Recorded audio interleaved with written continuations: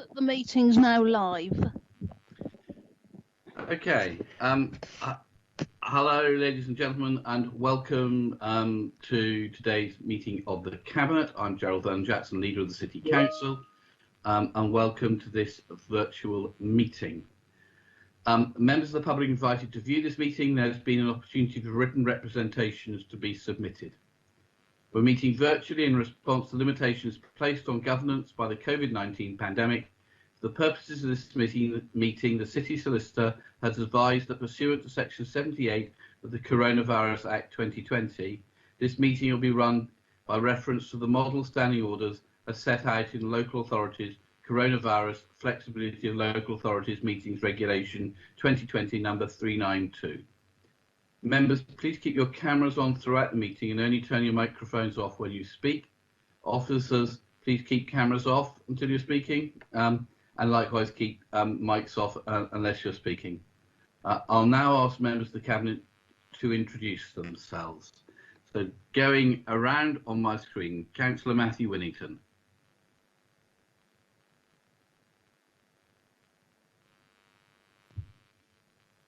I am Matthew Winnington, Cabinet Member for Health, Wellbeing and Social Care. Thank you. Councillor Steve Pitt. Good afternoon, everyone. Councillor Steve Pitt, Deputy Leader of the Council, Cabinet Member for Culture, Leisure and Economic Development. Councillor Darren Sanders. Hello, I'm the Cabinet Member for Housing and Preventing Homelessness. Councillor Susie Horton. Good afternoon, Susie Horton, Cabinet Member for Children, Families and Education. And as I understand, Councillor Horton, proud recipient of an award for being an outstanding woman. Is this true? An outstanding elder, which I'm interpreting as life experienced. Excellent. Now, another outstanding elder, although I might be told off for saying this, Councillor Lynn Stagg. Thought that might come about, yes. Good afternoon, everybody. Lynn Stagg, Cabinet Member for Traffic and Transportation. Very elderly. Okay. Councillor Lee Hunt. Yeah, good afternoon. Good afternoon, everybody. Lee Hunt here. I'm the Cabinet Member for Community Safety, and I am an elected ward councillor for Nelson Ward. And I mention this because Nelson doesn't adequately describe where it is, but the area covers Tipner, Stamshaw, Buckland and North End, and I'd like to make everybody well aware of that. Thank you all. Thank you. Councillor Hugh Mason. Councillor Hugh Mason, Cabinet Member for Planning Policy and the Member for St Jude Ward, which is in the south of the city. Okay, Councillor Dave Ashmore. Good afternoon, Dave Ashmore, Cabinet Member for Environment and Climate Change. Great, welcome. Okay, folks, can we now go round and introduce the officers who are here with us, and we'll see where we go. So I've got Hayley to start with. Hi all, I'm Hayley Trower. I'm the Air Quality Improvement Manager. Okay, Nick. So next I've got Rachel Cutler. Hello, thank you. Yes, Rachel Cutler, Head of Planning Policy. Okay, Jane Lemaire. Hello, I'm Jane Lemaire, Business Manager for Employment, Learning and Skills in Economic Growth. Okay, Natasha Edmonds. Good afternoon, Natasha Edmonds, Director of Corporate Services. James Hill. Good afternoon, James Hill, Director of Housing, Neighbourhood and Building Services. Anna Martin.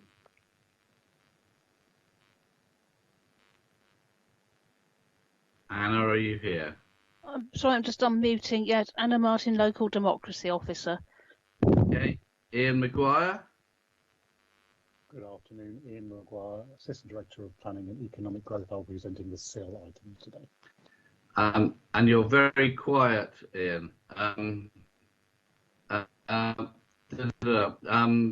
James, have we seen you yet? Mr. Hill, come in. Yes, Leader, introduced. My apologies, sorry. Chris Ward. Good afternoon, everybody. Chris Ward, Director of Finance. Okay. Richard Locke. Good afternoon, I'm Richard Locke. I'm the Council's Acting Procurement Manager. Okay. Sophie Mallon.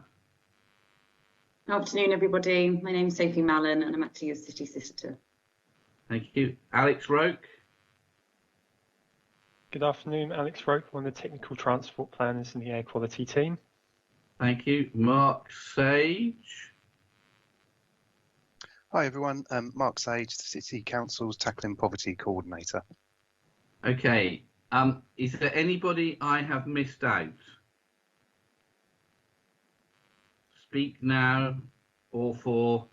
I've got Joe Bennett. Yeah, Joe, beg your pardon. No problem. Joe Bennett, Head of Business Relationships, Growth and Support from Housing, Neighbourhoods and Buildings, talking about the Cabbage Field item today. And Joe, what does that title mean? Can you go through it again? No. All right, it's a very long and strange title. I would never want to let down the Cabinet, but no, unfortunately not. All right, well, we'll have to think about that again. Andy, I hope you have a more sensible title. Yep, Andy Bullock, Project Manager in the Air Quality team, concentrating on behaviour change and Clean Air Fund. Wonderful.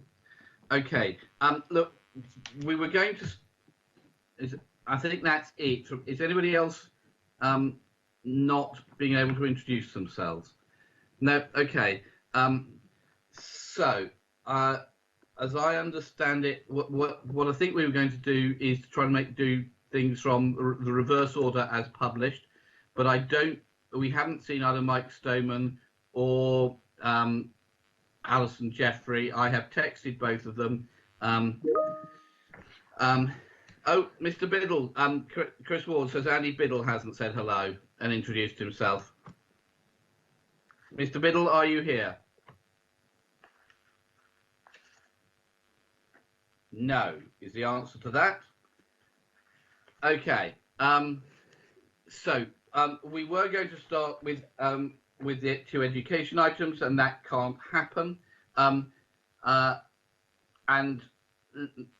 Lee Hunt, the community safety plan, we're awaiting Lisa Wills as well. Is that correct? I spoke to them just before this meeting. Anna should be calling her from the lobby. She's on standby to introduce her community safety plan report. Anna, who do you have waiting to come in, and can you please let everybody and anybody in? Yeah, because Lisa thought she'd be last and now she'll be first, so I've emailed her to ask her to join, and I'll ask her again. Okay, so in which case, I'm going to get slightly worried about this, but let's do. Item 12 is the social value policy. Steve, is this you and colleagues from procurement? Yes, it is. I believe that Jane Lemaire and Richard Locke and Natasha will be presenting probably between them. Natasha, are you leading? Yes, thank you. Okay. Okay, lead on, Natasha. Thank you. So we are here today to seek approval for the social value policy for the council to formalise our position around social value.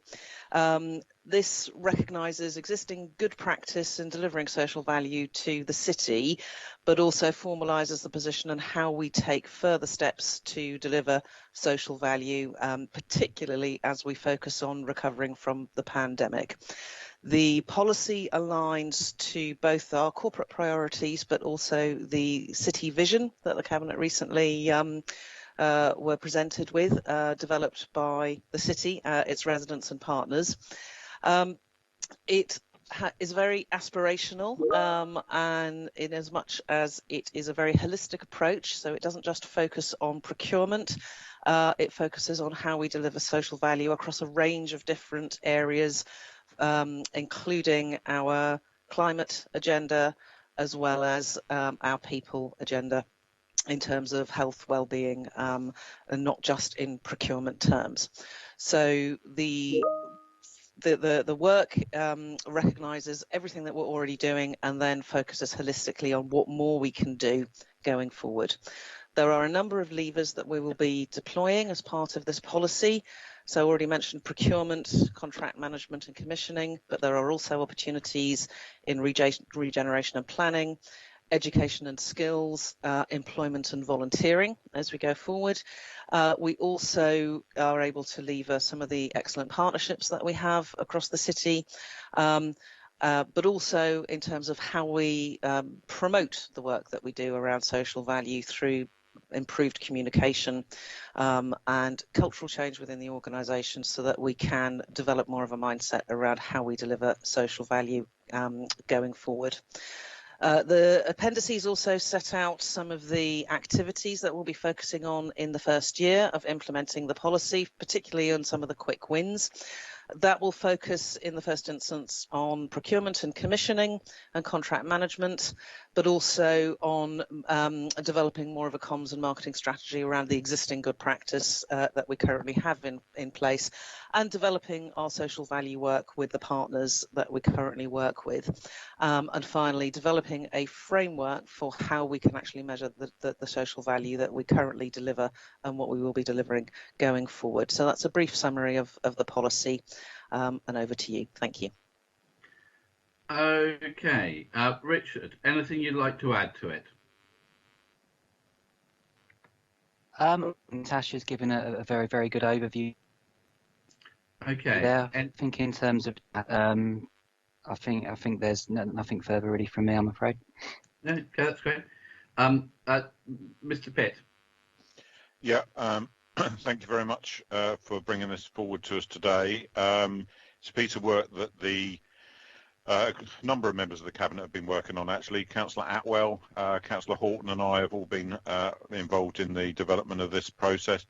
I think there's some key points to draw out. One is the speed at which you've actually developed this. There's been a lot of work that's gone in over quite a condensed period of time, but it was very much an emerging piece of work that we've seen as being a response to the pandemic situation and some of the relationships between partners across the city that have really come to the fore over the last year, and the benefits that we've seen in that greater partnership working, but also understanding how important it is to strengthen the value of the Portsmouth pound and keep that money locally wherever we possibly can, and to ensure that our contracts are not just ticking all the boxes for their primary purpose, but also delivering added value to our communities and to us as a council as well.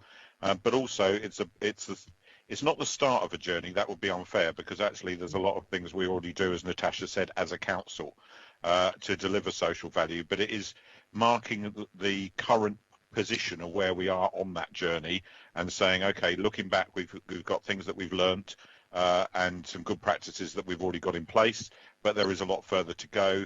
And there is a lot more to do around developing those relationships moving forward. Because although this document very much looks at things from a PCC perspective, we're all determined going forward that we understand not just our own perspective, but how we interrelate to other organisations in the city. For example, shaping Portsmouth and the Hive, but also the NHS Hospitals Trust, the Royal Navy, the university, all the key actors across the city, and in particular focus for me, the voluntary and community sector. So it's given us a benchmark of where we are, it's told us where we've come from, and it gives us the roadmap for a journey of where we're going, so that we can build back not just better, but greener and more sustainably moving forward in the best interest of our communities. So a huge thanks from me to Jane Lemaire and to Richard Locke and to Natasha for their collective work on this, and to the consultants who came in and gave us some assistance to do a short but heavily focused piece of work that's brought forward what I believe is going to be known as the Portsmouth model in years to come. So thank you all very much. Okay, Councillor Susie Horton. So I just want to add one other thing. I mean, Steve's covered most of what I would have said, but I just wanted to say that when we do pieces of work like the City Vision and we look at aspirational projects, it's really important that those are embedded in a pragmatic model as well. And for me, this brings those two together, which is really important, because you're never going to, nor would you want to, manage every single partner, but it's handy when you're on the same page in terms of values. So I think this does that really well. Okay, and I think this is very welcome. I think we've got to make sure that we're looking at not just the absolute cheapest of things, but looking at what the value is to society and the city. So I look at this as well with our work on getting accreditation for being a real living wage payer, not just to our own staff, which is what we've done, but also to the staff working for contractors.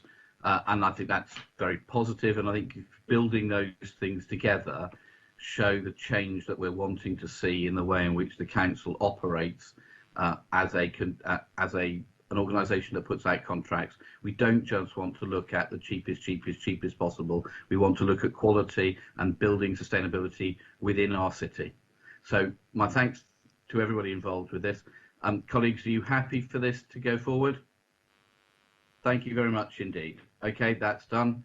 Lisa, do I see you loitering now? You do, leader, yes. Okay, let's come to you then. Item 13, Community Safety Plan. Okay, so the recommendations in the report are for the council or cabinet to endorse this plan and forward it on to full council for the formal endorsement of the whole council. As you know, community safety plans are always based on detailed analysis over the years, and over the years we've understood that the connection between the priorities, the underlying priorities that drive crime and antisocial behaviour, and we've also understood that those priorities are very similar to the priorities that drive improved educational attainment and other things that we want to be able to do. So this strategic plan, and I think the introduction explains that actually this is a different approach this year. So what we've done is, rather than do an individual community safety plan, the Safer Portsmouth Partnership Plan, we've pulled together existing strategies in order to be able to pull together the work that is being done to reduce crime and antisocial behaviour and improve health and well-being at the same time. So the report explains how that's done. This is a long-term strategic plan. It's not an operational plan. So other parts of the council, licensing, environmental health, the work of the community wardens continue to work alongside the police and partners day to day to deal with our operational issues. But the longer-term plans will be pulled together under the health and well-being strategy, which will be developed later in the year. And this plan is part of that work. I don't know if you want me to go into any more detail or if you're trying to go through things quickly. Well, Lisa, I don't want to rush through things, but my understanding is that this is going on to full council. It is. To be accepted by full council. But Councillor Lee Hunt, would you like to come in? Yeah, absolutely. I'd like to thank Lisa for bringing this report to us. It's working very hard indeed. And what I think is really important for members the Cabinet to understand today, this is bringing 3 strategies together, which is, and if I get this wrong, Lisa, you intervene very quickly. I will. Yeah, thank you. The serious violent crime strategy, the domestic violence strategy, and the early intervention strategies that we have. And this is very important because for us in this council, this group at least, early intervention is very important because it helps us to drive down the scourge of domestic violence and violent crime and drive down all crime, which is where we want to get to. And very similar to Susie, I'd just like to echo her words that we can't manage the police, we can't manage all of our other partners that we commission, but as Susie has just said, I'd like to echo her words. This strategy, this report helps us all to be on the same page, and that's a really good thing for us all want to do. So if we're all pulling in the same direction, then we'll all be servicing our statutory obligation to prevent crime, to drive down crime and the causes of crime, and thereby make a healthier, wealthier and better city. Okay, thanks very much indeed, Lee. Colleagues, are you happy to send this on to full council for their approval? Yes. Okay. Thank you very much indeed. Okay. I think Alison and Mike are still not with us, so we will now move on to item 11. But before that, I'm sorry, I'm told we need to. Colleagues, has anybody got any declarations of interest on any of the items today? I didn't think there were any. No, none. Sophie wants us to agree the minutes, but I was going to do that at the end on the basis we were going to work backwards. Sophie, are we allowed to do that at the end? Yeah, no problem. I've just had a message from Jenny Edwards to say that neither Mike nor Alison were expecting to come to Cabinet today. Susie, are you happy to introduce those two education reports? Yeah. But their meetings that they are in will finish at 1. Would you prefer to wait for them, Susie, or are you happy to introduce them? I'm happy with either of those. I think I can introduce the report or wait for them. It might be an idea to wait if they want to come. Okay. Okay, thanks. All right, let's then do item item 11, Clean Air Fund eligibility criteria. And I think, Andy, you're presenting this, is that correct? Yep, that's right, Leader, thank you. Okay, leap in, Andy. Okay, thank you very much. So this is regarding the Clean Air Fund that is set to go live very shortly, which is in support of the Clean Air Zone, or to support those who would be most affected by the Clean Air Zone, which is set to go live in the city later on in the year in November. So we're putting this report forward today to seek approval for the recommended eligibility criteria and how we're looking to prioritise who receives the funding, so that we can ensure that those most affected will be put first. And that's in 3 different vehicle groups. So that's those who run or operate private hire vehicles and taxis or hackney carriages, buses and coaches, and heavy goods vehicles. So it's those individuals and businesses that are affected by those. So the report sets out the criteria and the list of priorities that we've put together. It has come about through a series of ministerial directives that have been given out to us over the last couple of years by the government. The last being a year ago, March 2020, which asked us to implement a Class B clean air zone, which would charge those vehicle groups that we've already mentioned to enter a certain part of the city. And we were due to launch that as soon as possible in order to bring the nitrogen dioxide levels down to within legal limits by the shortest possible time and by 2022. So as you can appreciate, we're kind of running against the clock from the start here.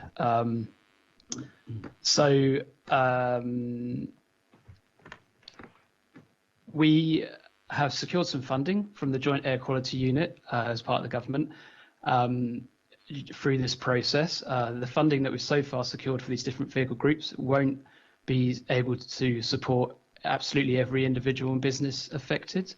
And the funding through the full business case that we've done is also, we've made a request for an increased amount of funding. Because we know through our consultation, our traffic modelling, and through our engagement through this process that, as I said, there isn't enough funding available at the moment. So what we've requested is in the region of 1.2 million for private hire vehicle and hackney carriages, nearly $1 million for buses and coaches, and 800,000 for HGVs.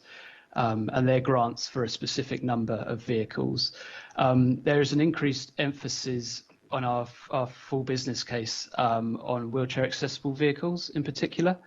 That is because we certainly recognise that the amounts that JACU have offered us fall way short of what would be needed to really upgrade your vehicle, and we've put forward a different amount that we would hope would cover the whole fleet of non-compliant vehicles, and for the majority of the cost of upgrading those vehicles.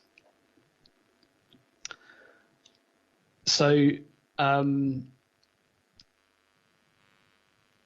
as I say, this is due to launch soon. In fact, March 19th, next Friday, is our preferred date to launch the funding.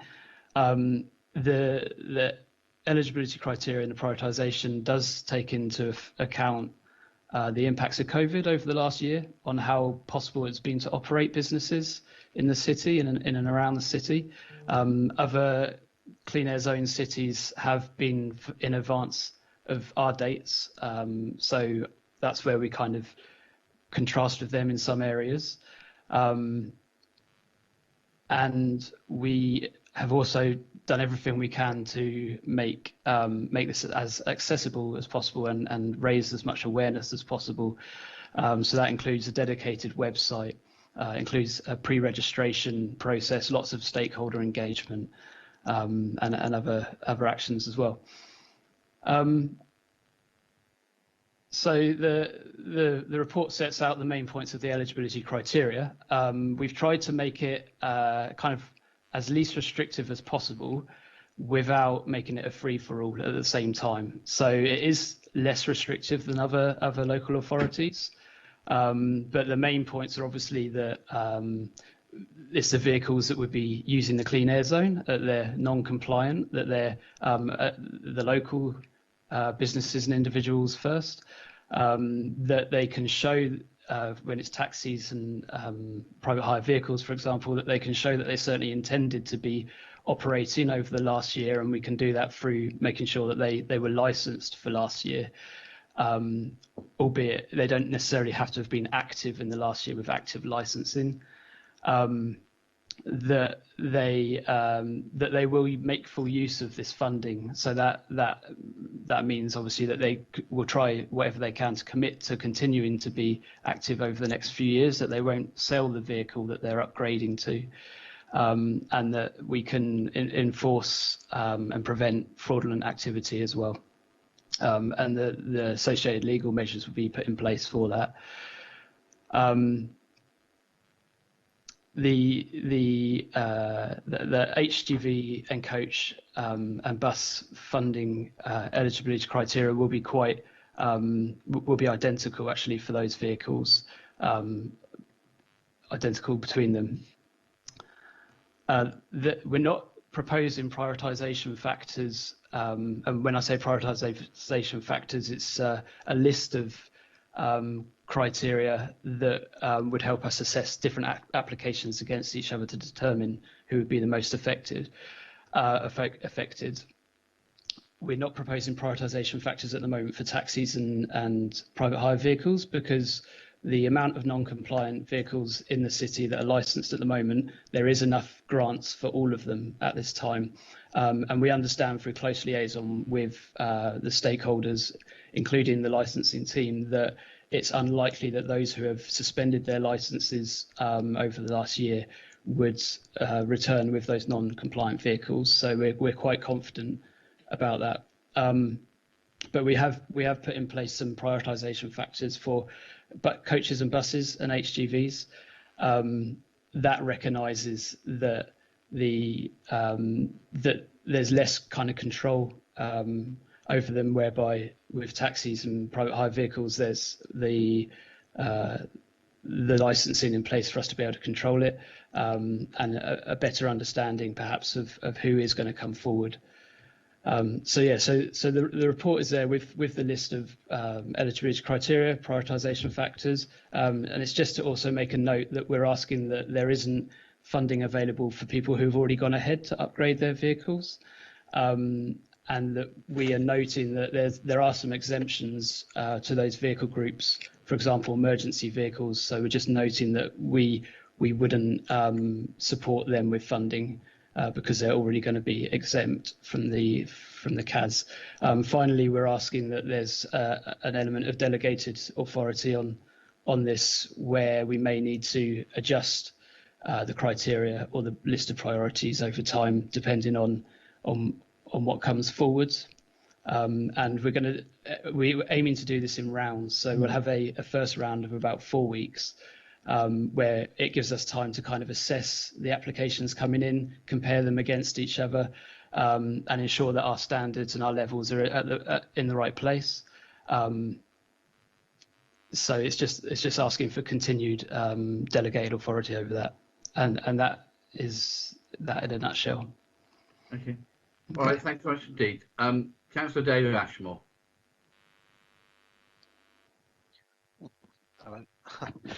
Thanks for that. Thanks, Andy, and thanks to all the officers actually who have been continuing to put together reports and documents and carrying out the extensive work that's been involved in, the clean air zone and securing the funding, to the affected groups there. And as people know, the government's clean air zone isn't our preferred way of dealing with the very real issue of air quality in the city. We'd have much preferred the funding to have had, to upgrade the walking, cycling and public transport infrastructure and address the fares that not everybody can afford to go on them. But be that as it may, we have to deal with what's been imposed upon us. Thanks for the report there. Thanks for the introductions of it and the explanations of how it's going to go. It's very detailed there to say how the various groups that are going to be affected by the clean air zone can get supported on that, while at the same time, increasing that drive to get more compliant vehicles. Also, I'm very glad there's that safety valve thing at the end there, where the cabinet members, both myself and Councillor Stagg there, just in case the uptake's too low, we can review it, we can amend it. So meaning it's a living document as it goes on. As I say, it is a very extensive piece of work there. But yeah, my thanks to all officers involved in that as always. Thank you. Okay. Again, thank you for the work on this. Can I ask Andy a couple of questions? In paragraph 3.6 and 3.7, you talked about the additional funding that we're applying for from the government to be able to support people to be able to get newer and better vehicles. Yeah. I'm particularly concerned about the cost of the wheelchair accessible taxis, because these cost £60,000. At the moment, the contribution we're talking about is £4,000 to be able to buy one, which is pretty small beer.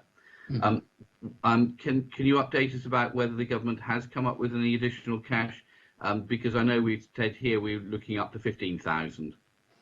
Yeah, so before the end of last year, we went through the processes of reviewing that, getting increasingly aware of the shortfall, and we've been engaged with the local communities who are relevant to this, and a joint letter has been issued, to understand, to the Secretary of State, which involves 4 different local authorities, including ourselves, which highlights the shortfalls of this funding coming forward, but also the complexities of the matter when it comes to competition from app-based models, when it comes to obviously the impact of COVID, when it comes to some legislative loopholes in this country, which means there's competition from outside local authorities, from kind of private hire as well. So that letter has been issued.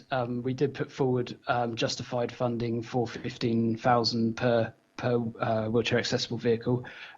We are yet to hear back from JACU at the moment on their response to the FBC as a whole, let alone the funding that we've requested and we've suggested is necessary.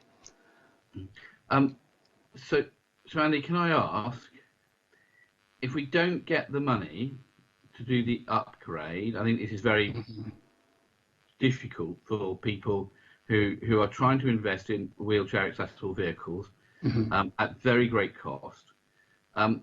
Are we able to ask the government to exclude these vehicles from being penalised within the clean air zone because the government hasn't come up with enough cash to be able to make sure that the owners of these vehicles have got suitable help to make sure that they can afford to replace them?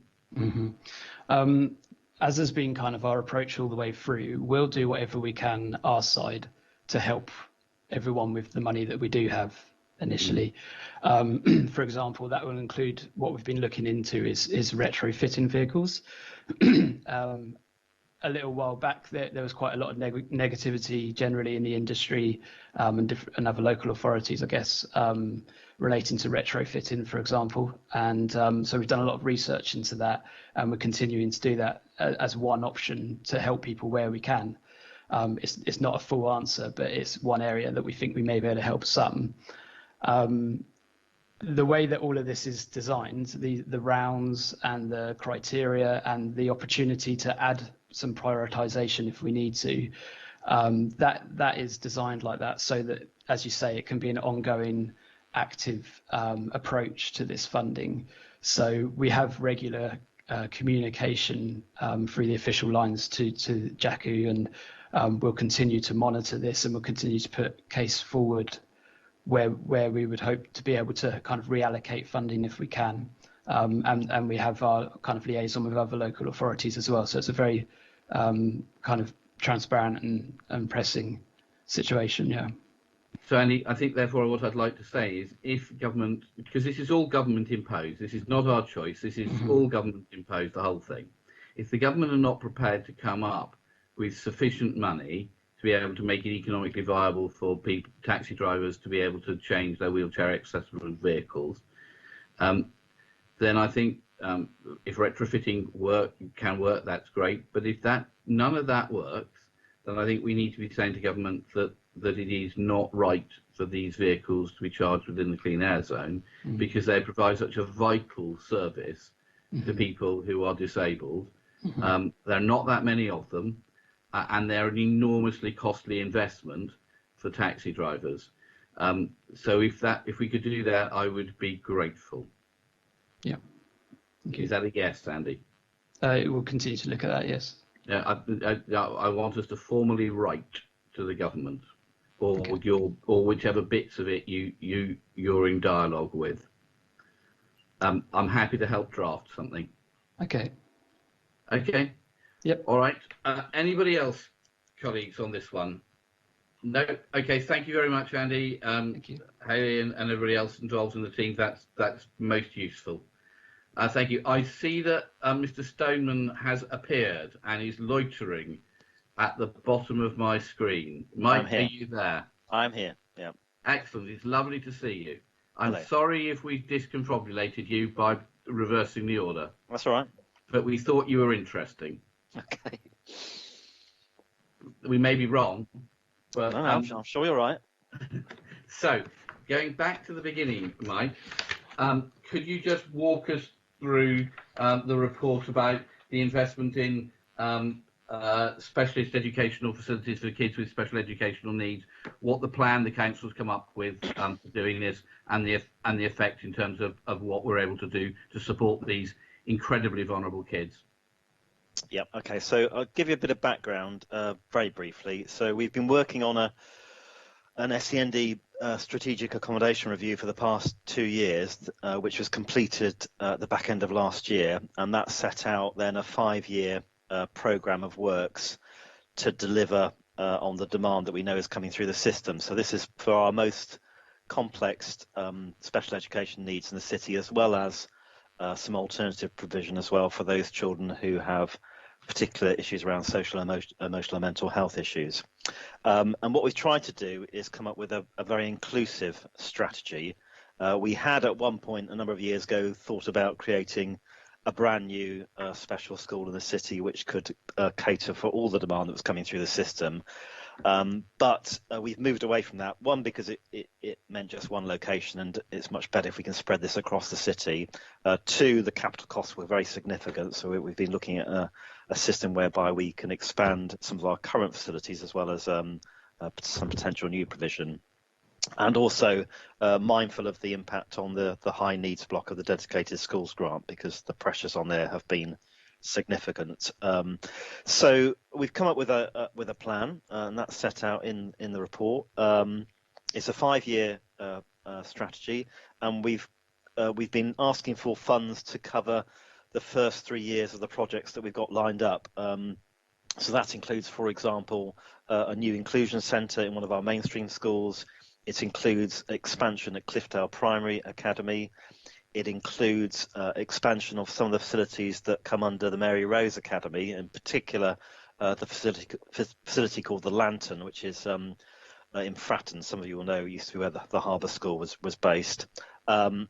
and a number of small-scale grants that we're going to help to update facilities in our mainstream schools so they can become more inclusive. We do have further plans, and we're going to be funding some of the feasibility work around that. So, for example, a post-16 facility at Redwood Park, but we don't have the detailed cost of that until we've done that feasibility work. So that's what we're planning, and we've got plans in place. They're on track to deliver what we need for September, but obviously we've got a significant programme of works to deliver the places we need over the course of the next 3 years.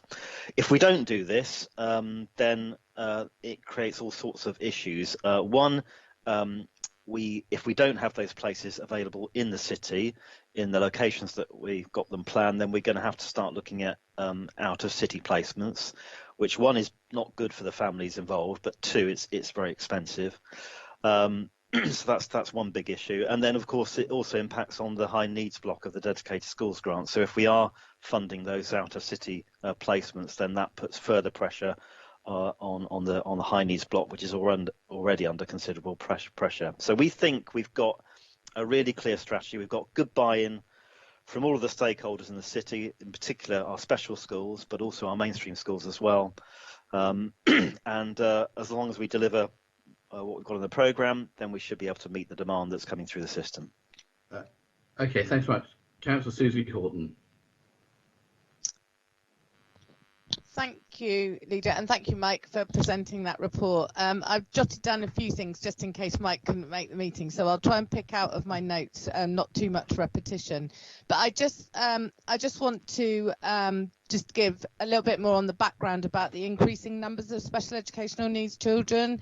And it's a well-known fact this is happening nationally. There's all sorts of, conjecture about why that is the case, but Portsmouth is looking at increased special educational needs numbers, and particularly in the categories around social and emotional and autism, and also the high needs block, the most vulnerable children. So I think it's really important that we have we're thinking ahead and we're planning for those. And what I'm really proud about is not only the careful and the sort of consistent and systematic methodology about predicting these numbers. So we're not talking about numbers in a blanket way. We're talking about specific, having a real sense of actually specific cohorts of children.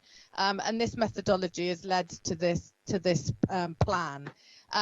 Just a couple of other points, that it's needs led, and this is where the inclusion part is so important, that we need to do our best for those children in our city. And it's not for us to tell them what their needs are, it's for us to work with them and their families, looking at their needs and getting the most appropriate education for them. I personally, my background is my first teaching career is I taught in an incredibly inclusive borough in Newham in East London, which was renowned at that point for leading on inclusion. So I've experienced it myself in the classroom, and I know how empowering it can be. And just this week, actually, we've heard of a couple of cases where work around creating facilities in school to allow that child to be included has genuinely transformed the life of those children and their families, as well as doing the right thing.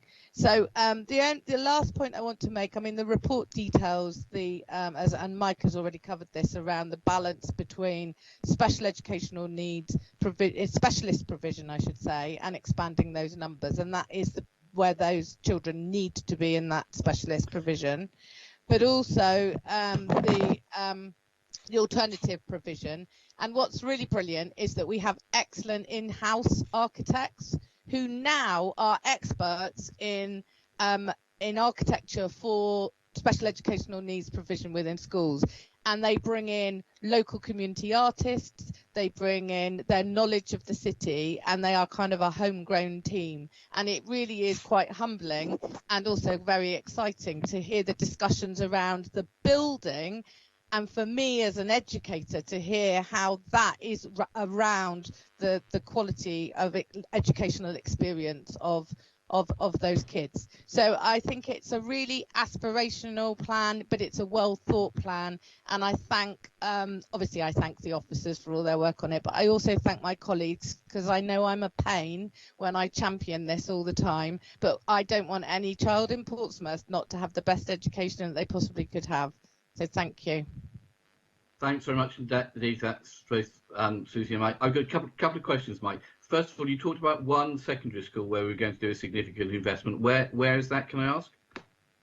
One secondary school. Well, we're investing with the Thinking Schools Academy Trust. So we are looking at an inclusion centre which will span Penhale Infant School and also across to the Portsmouth Academy. So we've got an inclusion centre covering both primary and secondary across that facility.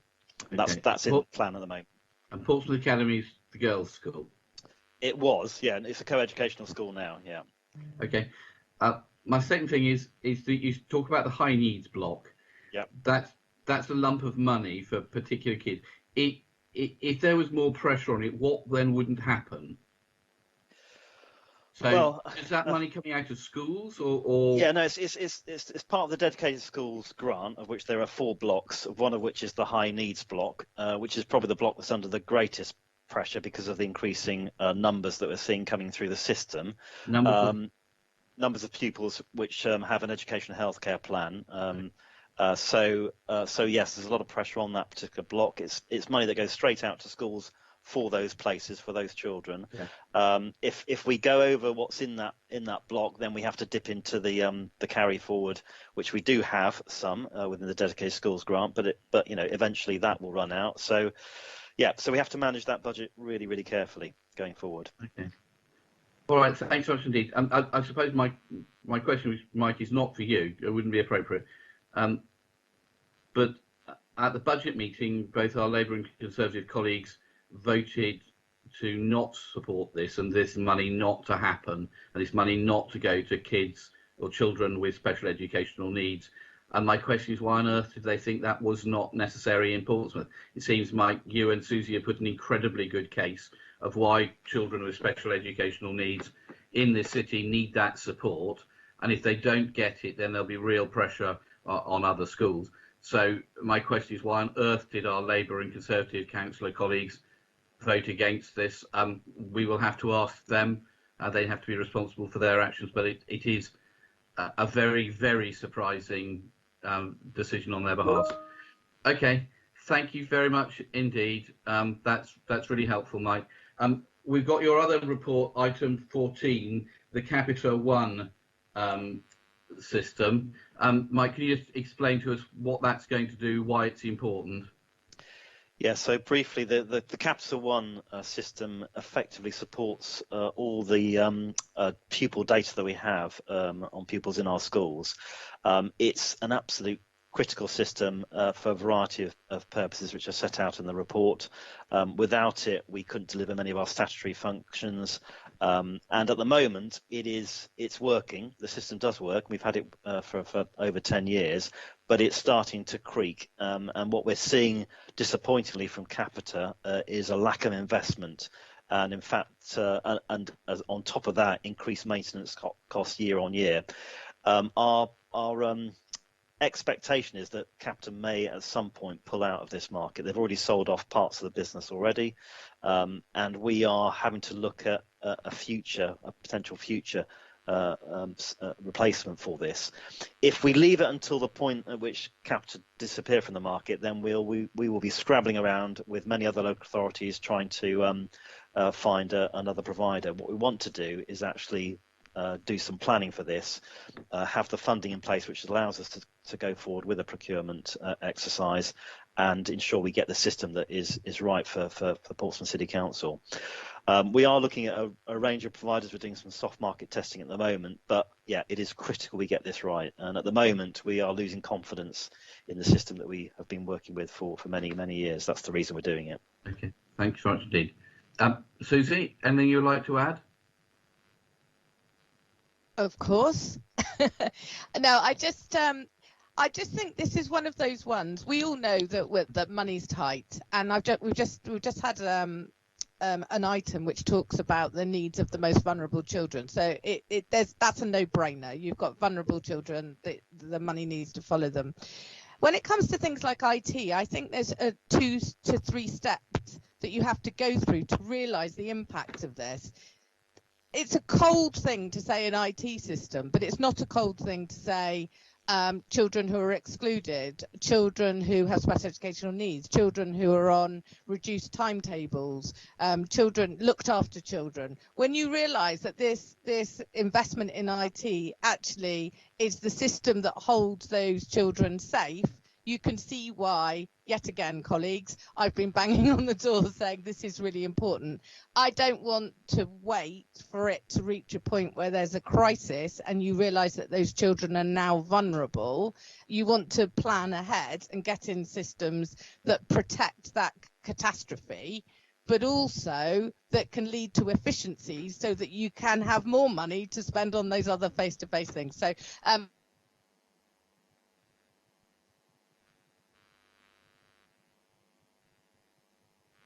this system is really crucial for holding the directorate, the connections within the directorate together, and helping those vulnerable children. Brilliant. Okay, thank you. Matthew Winnington.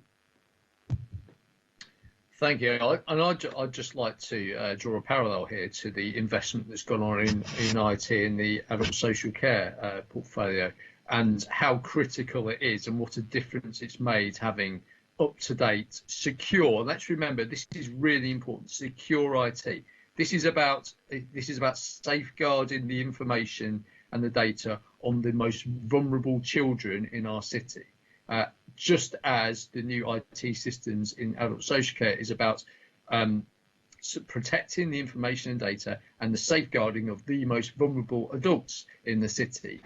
Investing in IT, secure, good IT is absolutely critical to any organisation. Can you imagine what would happen if we had mass data breaches, if you had real issues because we didn't invest in our IT? It would be devastating. So anyone who thinks that IT spending is just something they can use for political gains is wrong. It is absolutely critical that we safeguard and look after our most vulnerable children and adults in this city, and therefore investing in our IT systems, making sure that we can work across the council and outside the council with our partners to make sure that those children and adults are safeguarded is absolutely crucial. So I completely back this investment. It is absolutely critical, and anyone who thinks by taking out spending on IT because it looks easy and simple can be a way of getting a budget amendment in for some political reasons. It is actually contemptible. You should do your homework and you should look at what the real consequences of these silly game playing will do. So it's just a warning to other parties: don't get sucked into that silly game playing. This is really important, and this is all about the safeguarding of our most vulnerable children in the city. Thanks, Matthew. Mike, can I take you back to 3.2, paragraph 3.2? Well, probably Mike and Susie. I'm very, very worried. I think we need to be clear about this. There was a specific recommendation in the Labour Party amendment to the budget that we don't invest in this. But Mike, your advice in this report says that if we don't have an IT system that works, we can't allocate places for kids to go to school. Yeah, but the admissions process relies wholly on this system. Yeah. So it had thousands of children just wandering around aimlessly in the city with no places to go. Well, we'd make sure that wouldn't happen. But yeah, but we'd really struggle to have a coherent offer as we do now. Yeah. We'd not know which children are not attending school, and we've got a really big push to get attendance up, not just in terms of the educational benefits of that, but also to try to make sure that young children are not exploited when they should be at school and they're not, and they're out wandering the streets.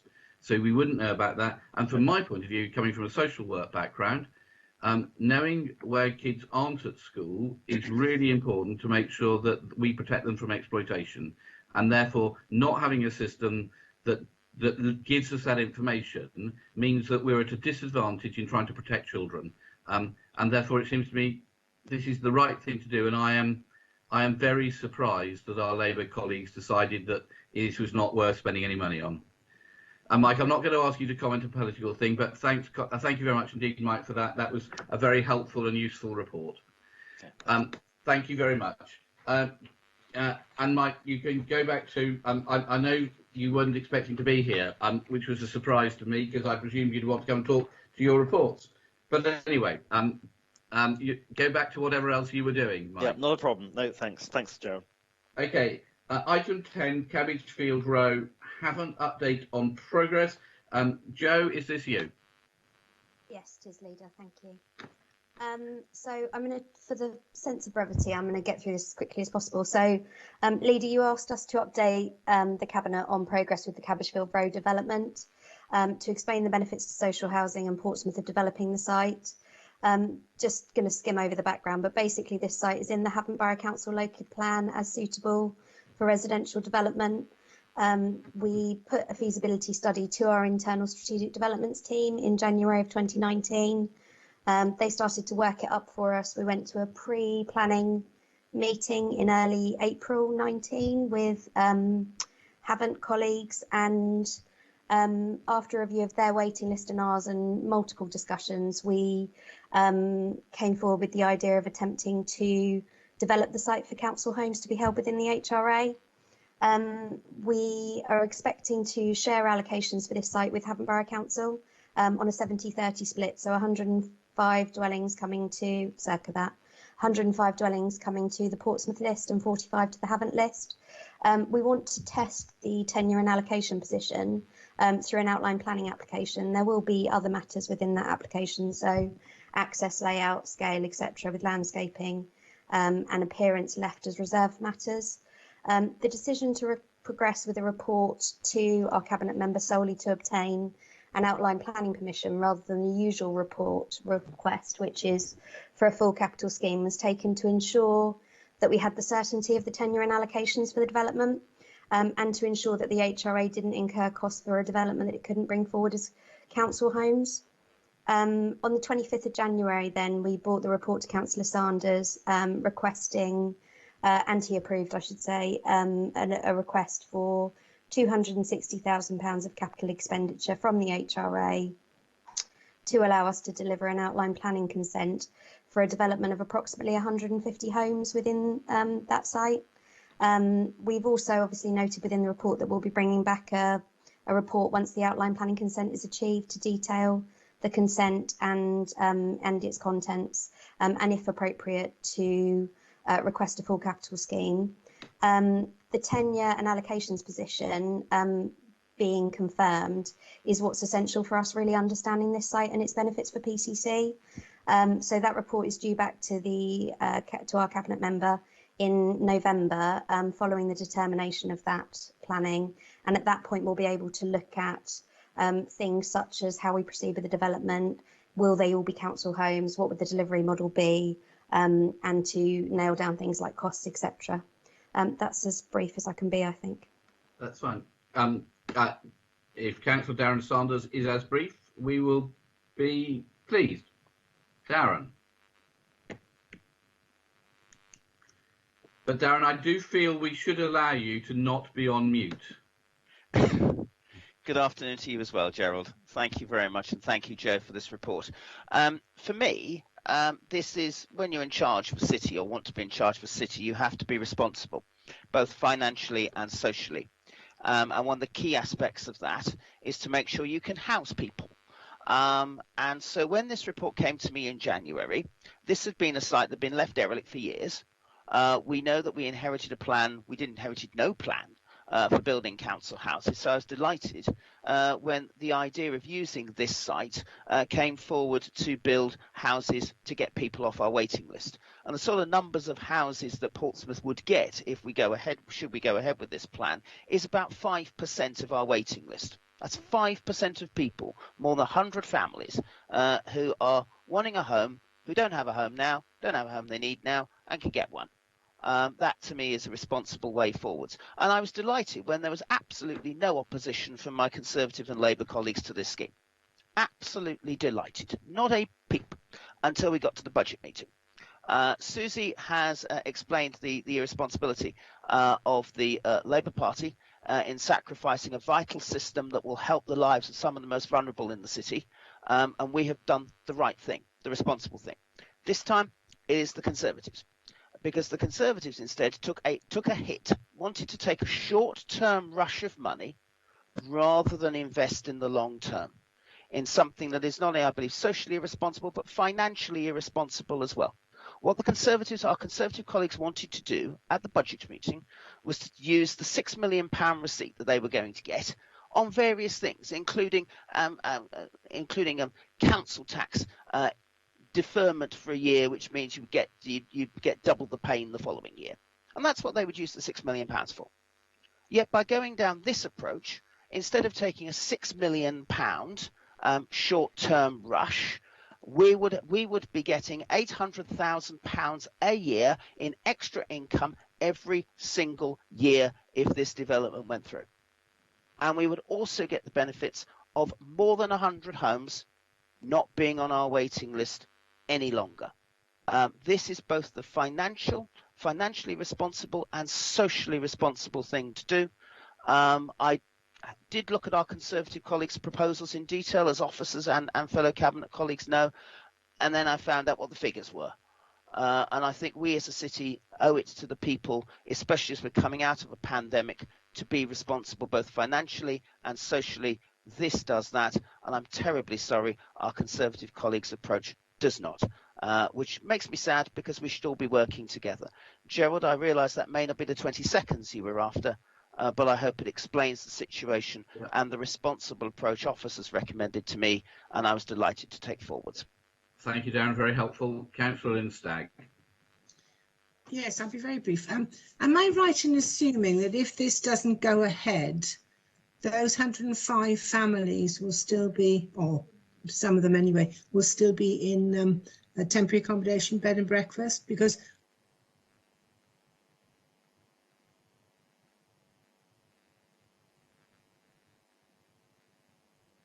I didn't know whether you wanted me to. Well, I'm not a dictator, so I don't mind. I'm happy to offer some context. Let's go to Jo first, on the basis that she's employed to do this. So there are 813 people on the waiting list at the moment that have expressed an interest in Lee Park. Were at the time of writing, I haven't checked it today, but at the time of writing, there were 125 families in temporary accommodation. I haven't cross-referenced, if I'm honest, the 813 to the 125, but I do think we have to be pragmatic. There is likely to be people in there. Okay, Darren? Thank you. Yes, I would agree. I mean, we owe it to everyone. There's properties like the former Somerstown Community Centre, which are used for temporary accommodation. Hopefully some buildings that we want to use for rough sleepers, if things don't happen in the way that we think will happen, can be used for people to get people in temporary accommodation also on our waiting list as well. So we're very keen to do that, and that's another good reason to take this forwards. Okay, and I think I have heard the figure that of those 105 families, if we're having to look after people in temporary accommodation, it's not that's not picked up by rents of other council tenants, that's picked up by council taxpayers across the city. My understanding is that cost for 105 families is around £2 million a year that council taxpayers would have to pick up if the Conservative proposals had gone through. It's very surprising that didn't feature in what they said in their amendment. But anyway, okay, folks. So are you happy with this report, ladies and gentlemen, and happy to accept it? Yes. Okay. Oh, Matthew, sorry, I haven't seen you. My apologies. So I'll just be very brief, and it's just about the context really. When we look around the country and we see councils who are struggling, who have either effectively gone bankrupt or on the verge of bankruptcy, it's because they've sold off the family silver. you would have thought that the Conservative opposition on this council might have learnt something from what happens when you sell off the family silver. You only have to look at Northamptonshire. You also look at other Conservative, which was Conservative run. You also have to look at Conservative run Cheshire East and Shropshire, who are in dire straits because they've sold off their family silver and they are in dire straits. There are others as well that are around the country, but you should use your assets and you should invest in them. You shouldn't sell them off for short term. Again, as Councillor Sanders said, short-term political gain or perceived political gain, which actually all it's going to do is just defer the pain, and it's going to do the people of the city no good if we have an administration who comes in and flogs everything off, because then we'll be left with nothing in the city, nothing to invest in for our people, and nothing to provide the housing that people need. Thank you, Matthew. Okay, colleagues, I think we've said we were happy with that report. Let's move on to item 9, supporting people in financial hardship. I think Mr. Sage, Mark, hello and welcome. Thank you very much, Leader. So yes, I'm presenting this information report on work the council has been doing to support people who are in financial hardship since the start of the pandemic. I know Cabinet is aware that the pandemic has had a negative impact on many residents' finances, with families with children and those with the lowest household incomes more likely to have experienced a negative financial impact. The action the council has taken has been summarised across a number of areas which are outlined in the report, so I won't go into them in detail, but those areas being information and advice for residents, local welfare provision, action on fuel poverty, support for digital inclusion, discretionary financial support, help for our city council tenants, and across all of that, the partnerships that the council is involved in which support people in financial hardship. Just for Cabinet to note, in relation to local welfare and discretionary financial support, since this report was written, we've been notified by the Department of Work and Pensions that the COVID Winter Grant Scheme funding has been extended by just over 2 weeks to the 16th of April, with up to an additional £266,000 available for Portsmouth. The additional funds that we can receive will be used to extend what we're already doing, and they will need to be mobilised rapidly to make sure that we're able to use that resource before the scheme ends on the 16th of April.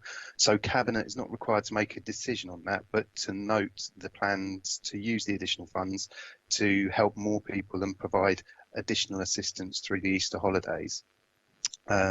So just in terms of the purpose of the report really is to outline the range of areas where the council's directly involved in providing support for people in financial hardship, and to note the work of teams across the council and the collaboration with the voluntary sector, including in particular Hive Portsmouth, to tackle poverty in the city, and that this work will continue to be developed as we move to recovery from the pandemic. So that was really, I mean, the detail is in the report, but obviously happy to take any questions and provide any additional information if needed. And Mark, I think I need to place on record my thanks both to you and everybody who's worked within the council to do this, and also the huge numbers of people who've worked as volunteers to support this. The St Margaret's food bank is very close to me, and I've been down to give things and to go and talk to people, and it's been a tremendous service. I've been really pleased with what they've done. But the way in which the City Council stepped in when the government said they wouldn't fund food vouchers for families, for children who get free school meals over holidays and half terms, and I'm very proud that we instantly stepped in to support Margaret Radford's campaign, which was completely right, and we'll continue to do that. So I think we've done a good job to try to support this. I think we're all conscious that there are people who live on very little money all the time, but during the pandemic, this work has been good. So I've got Councillor Hugh Mason who wants to come in. Thank you, Leader. I think this is a very impressive short report. If you look at what it covers a tremendous range of things which this council did. And I think there are 3 points which I from their report, which I would bring out and I think needs to be emphasised. The first, paragraph 3.5, is the speed at which we worked. The speed at which this council took up any opportunity which was going, and also the speed at which we reacted to needs as soon as we saw them. I think that speed is something which my colleagues in other councils were most impressed with. Very few other councils worked at anything like the speed over such a wide range of provision as we did. I think, Mark, your team has every right to be proud of what you did there. Secondly, paragraph 5.4, carrying on from this, is the flexibility of the way in which we worked. This speed, flexibility putting £20,000 into community meal provision, finding where the community meal provision was actually being given and making sure that the money was available to it.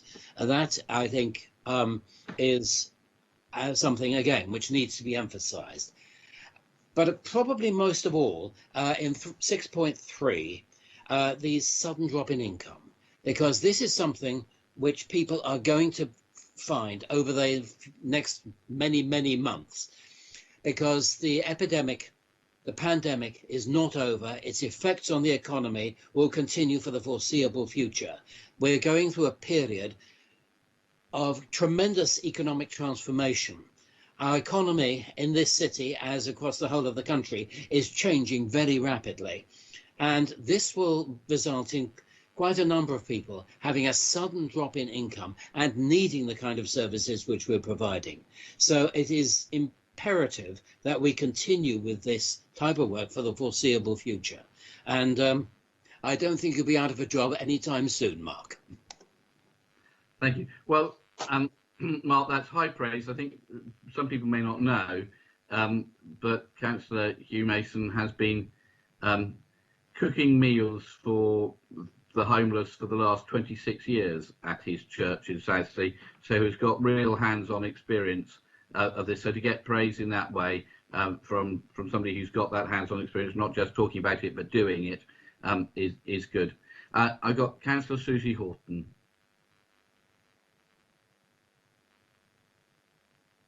Susie, you're on mute like I was. Yeah, you're on. Okay. I'm sorted now. Just want to jump. I obviously have been tangentially involved in this with the bit, particularly around free school meals, the holiday and activity fund, and digital poverty and inequalities. And I, just as a first point, I just want to say this is another example of where we've taken something and actually worked cross-portfolio, cross-directorate, and with really, really effective outcomes. So the point I just want to make is that, and it sort of picks up on Councillor Mason's last point, is that this whole pandemic has been a really unequal experience, and there's been some obvious people, but there's also been a lot of people that you wouldn't expect to have been impacted in the way that they have. And I think we need to make sure that our eye is appealed and that we're there to support them in any way that we can.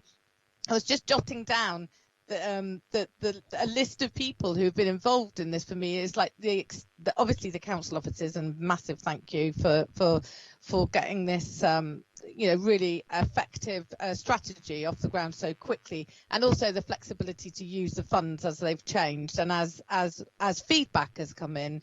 For example, I raised an issue once about breakfast clubs, but in reality, as the government changed its position about whether kids should be back in school or not, that had to be flexible. So that, but there's school staff as well, the voluntary and community sector, obviously the Hive and shaping I've had a lot to do with on the digital strategy. But also I think we need to give a shout out to residents in the city, because actually not everybody is in need. A lot of people have stepped up and engaged and have responded to things that we've asked for. And also, last but not least, the parents themselves, because they have been part of the solution so many times, either in helping themselves or helping other people in their community. So yeah, it really has been a joint effort, and I am great thanks to Mark and his team for using that money as efficiently as possible. And just one final point on the free school meals. Someone said to me yesterday something like, why are you doing free school meal vouchers when the kids are back at school? Like the legacy of this pandemic for some people is going to be long term, and we need to do everything we can. And I'm really proud. Last point, promise. Keep thinking of more things. Last point is I'm really proud of the fact that when we looked at the Holiday and Activities Fund money, which came from the government, and it looked very much like when you're done with your winter grant, now you can move on to your Holidays and Activities Fund, and we can tick that. It's the Holidays Activities Fund money shouldn't be an either or. It should be an and. And I'm really proud of the fact that we've prioritised free school meals over the next holidays, plus for those families that need it, access to the Holiday and Activity Fund money provision that's going on. Thank you. Thanks, Susie. Councillor Lee Hunt. Lee, you're on mute. Thank you, Leader, and thank you, Mark, and thank you to all the staff. I wanted to really pick up with Susie because the council, there's no question about it, as Hugh has indicated, and Mark, the council is showing great leadership on this matter, but the great leadership was enabled by the voluntary sector in particular, and they're a very important partnership with us. People like Beth Saunders from Helping Hands to the St Margaret's Church, all the food banks and so on. So it's very important for us today, whilst we're talking about this, to reflect the importance of the voluntary sector in Portsmouth, which is quite incredible. And the council could not do nearly as much without the input from so many volunteers citywide in all sorts of forms. Too many to mention, and that is quite incredible. But even when my nipper and I and my family stepped in to do some support when it first went off, it was incredible, as Susie, Councillor Horton's just mentioned, how the people of Portsmouth looked after their own. They were coming to my house from 8 through to midnight sometimes, bringing shopping bags of food and money, and we reckon about £10,000 worth of food and other donations went through our house back out into the community. You know, redistribution of wealth and redistribution of food by a host of volunteers who are offering help too. And we cannot underestimate the enormous benefit of the network of volunteers right across our city. And I'd just like to emphasise again today, because it's here, we could not do what we do with the wonderful help of officers enabled by so many volunteers and hardworking and very kind people. Okay, thank you very much indeed, Lee. Colleagues, are you happy to accept Mark's report and to note our thanks to Mark and everybody who's worked on this over the pandemic? So thank you. I think it's been a very impressive set of work. Thanks, Mark. Okay, item 8, community infrastructure levy crowdfunding platform. Is this you, Ian? It is indeed, Leader, yes. Lovely to see you. Well, I'll keep this relatively brief, members.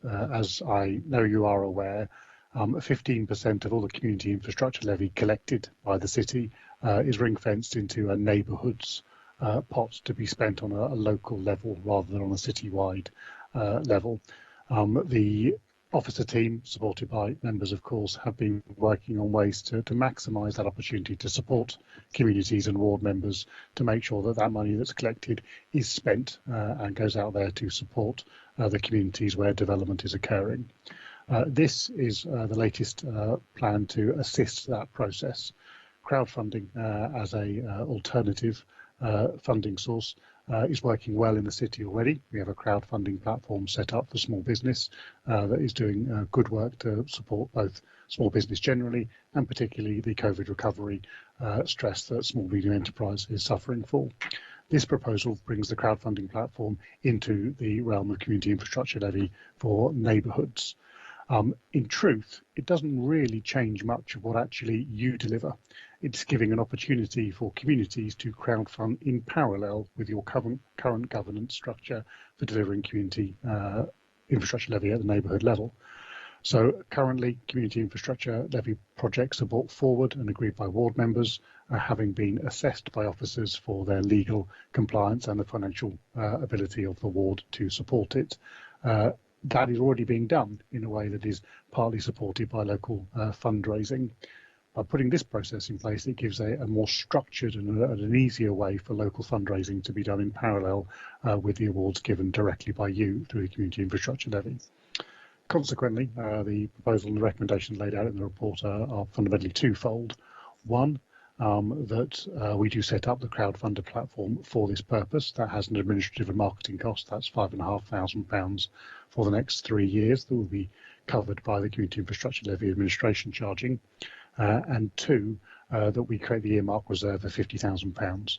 To be clear, though, that earmark reserve is a reactive reserve, so it does rely on community groups, ward members bringing forward projects up to an individual crowd-funded amount of £5,000, so that those ward members can then decide to match fund that through the crowdfunding platform and support those projects. So that reserve is, of course, embedded within your existing governance and financial structures and will be reactively called upon as and when projects come forward on the basis that individual wards can support and afford those projects.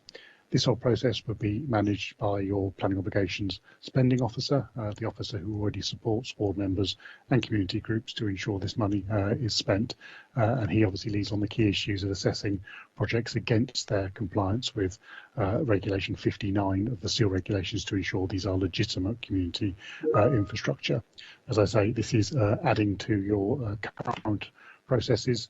It doesn't change your governance structure. Still, of course, embeds the preeminence of members, ward members in particular, as the decision maker on the award of community infrastructure levy, but provides a new platform to ensure that where local communities want to raise money locally in parallel with the money that development is giving through community infrastructure levy, there is a simple and transparent way that they can do that, and we can support them to support growth in their communities. So the recommendations are to fund the setup of that crowdfunder platform, £5,500 in recommendation 1, confirm that our aspiration is that £50,000 of crowdfunding to be matched against that's raised, and then obviously to agree that it be set up and delivered under the normal delegated processes. Happy to take any questions, members. Okay, thank you. Councillor Steve Pett.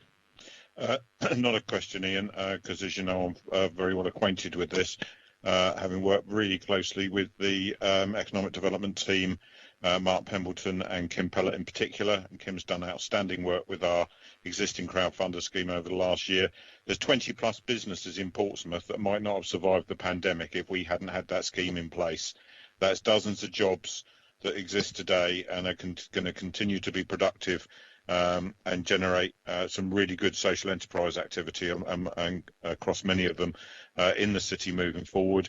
A couple of examples, Councillor Hugh Mason, who's with us today, and the St Jude Ward Councillors used their ward SIL through our existing scheme to support the Select Dream scheme that was delivered to change Knighton Lee from having whitewashed windows with boards on them to some really attractive artwork down there that was greatly appreciated by local businesses in brightening up the area. And then, of course, we had the We Create market over the road that created further activity and really helped during the pandemic. And the We Create themselves through Portsmouth Creates, used the crowdfunder system for that, and also the We Believe project that gave micro commissions to local artists last year. 20 local artists not supported by any of the government funding anywhere, couldn't get any help, but they all got £500 micro commissions through us and our partnership with Shaping and Crowdfunder UK to help them get through the tough times that we saw last spring. We've also seen another project, which is the Corner Collective. You might remember the former Zensation store in Albert Road, quite a big corner unit. That's been taken over by a collective of local artists who are going to develop it as an art studio with some joint curation and some creative studio space in there, which is going to help to further revitalise Albert Road. So there's been we've already had examples amongst those, and the one of Councillor Mason's I referred to, of where Ward Councillor Sill has already been added into a crowdfunder. This is an opportunity to set up as a separate scheme and, in simple terms, to get more bang for our buck. When we are, as Ward Councillors, engaged with our communities and we're able to work with them to develop community projects for their benefit, this enables us as their city councillors to say, yeah, we'll back you in your scheme. You as the local community can help do some fundraising. We'll support you with that. And if you're successful, that means that we can use our ward SIL to effectively double the amount of money that's being raised up to a value of £10,000 and beyond. It also doesn't preclude them from getting other sponsors, business donations, etc. into that, which can expand the fundraising even further. We've got aspirations for a greening crowdfunder that we actually allocated money towards in our capital budget this year, which will be the third arm of this. And look how far we've come in a year. Now, a year ago, we were talking about starting to move crowdfunder forward. It took us a while to get it off the ground. We used the pandemic to accelerate that process, and amazing things are happening across Portsmouth. It's something that we should be hugely proud of.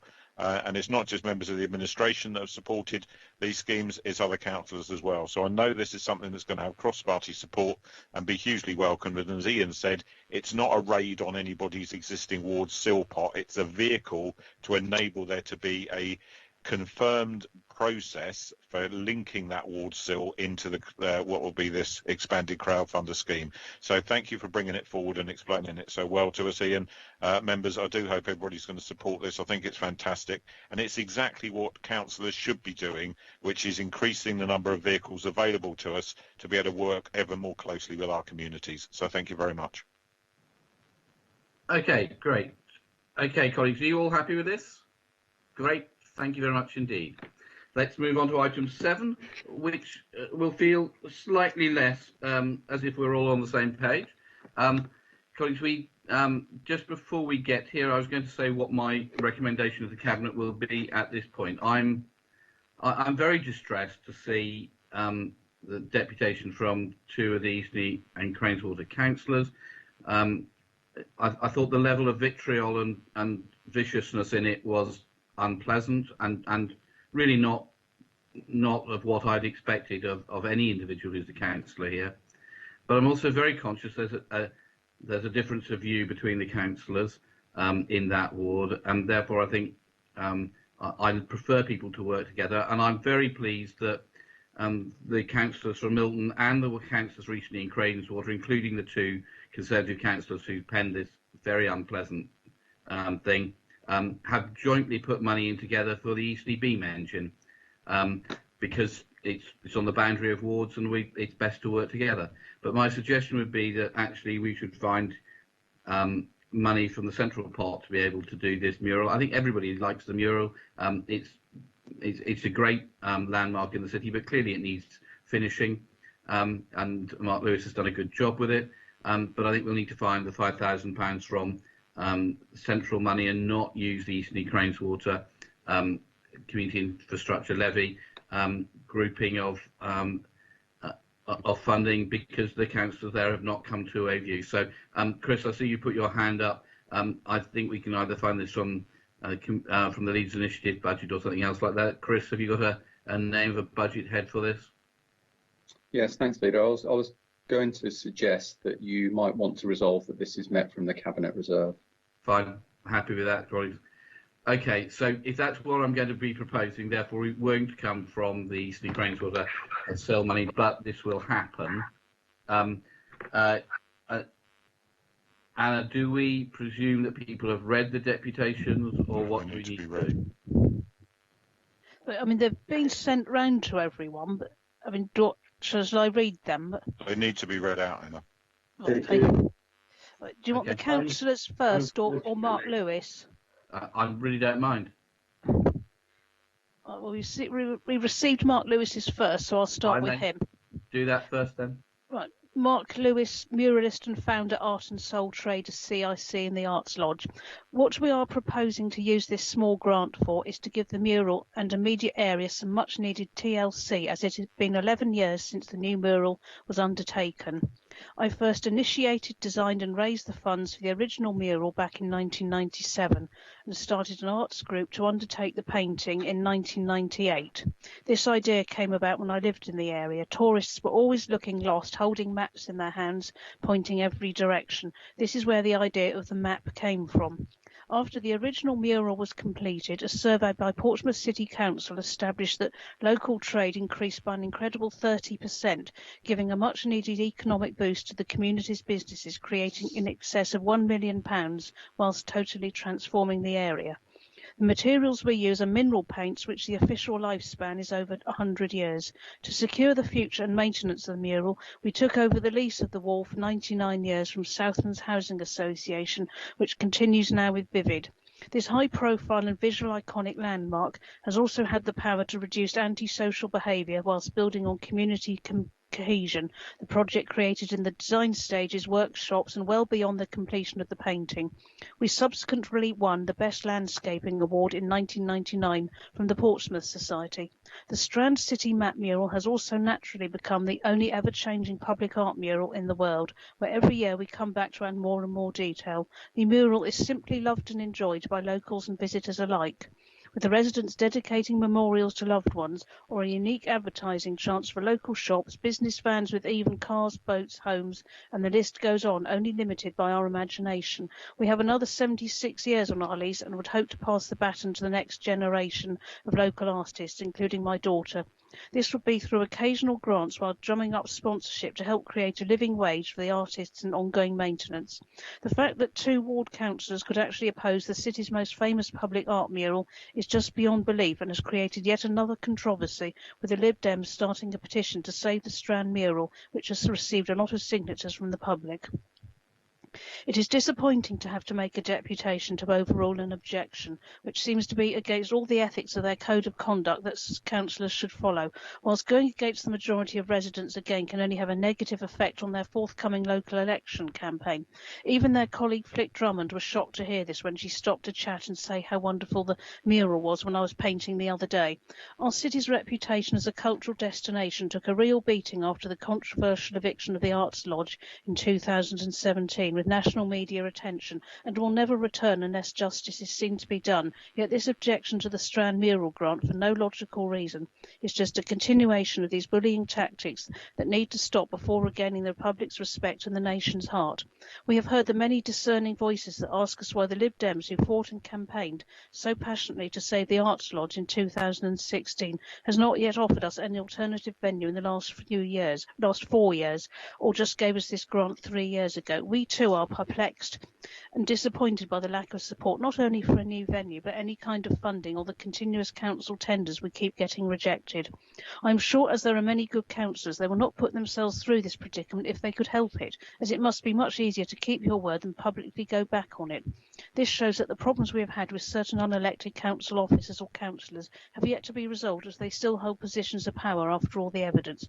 You would think that we were asking for a large amount of money, but this grant is small compared with the costs associated with the upkeep of the wall, mural, sculpture and immediate area. The only reason they objected to this grant is that a substantial grant was given for it to be created in the first place, and people have been paying to appear on the mural. Here Councillor Stubbs is trying to insinuate that we've already received too much money and receiving public-private sponsorship is a bad thing, when his party's mantra is not to rely on public funding and create a business formula that is sustainable.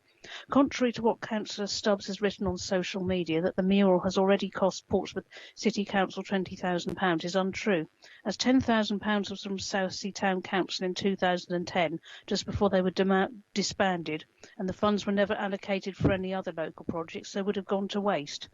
Portsmouth City Council has only ever paid in £5,000 over the last 23 years, and even this was hard to get, staggered in late payments and made difficult by many administration errors or hindrance. What makes all this situation even more absurd is that this fund is from developers, so it doesn't actually cost the council a single penny. A mural of this size, quality and longevity would cost between £50,000 to £100,000 in any city around the world. We were prepared to create it for just £8,000 in 1998 and £15,000 in 2010 due to the lack of funding, yet I was never prepared from the start to scrimp on the best materials or equipment, just wages.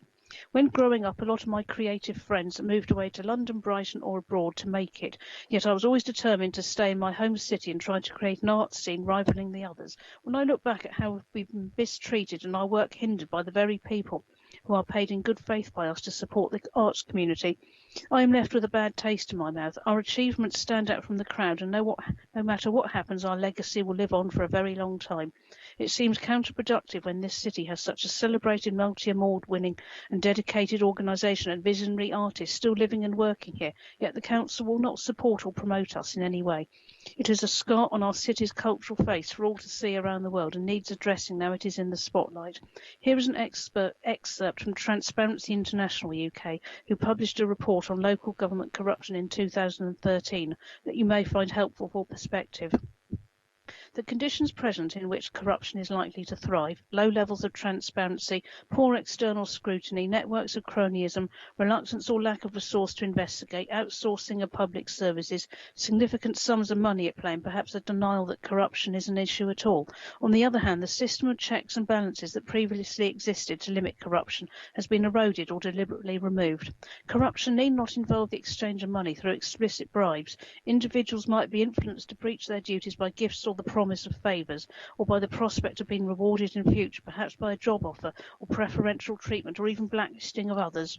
I hope this is of help, and we anticipate that the outcome of this full Cabinet meeting is the right one, and further help and support will follow in the near future. Thank you for your time. Yours sincerely, Mark E.W. Lewis.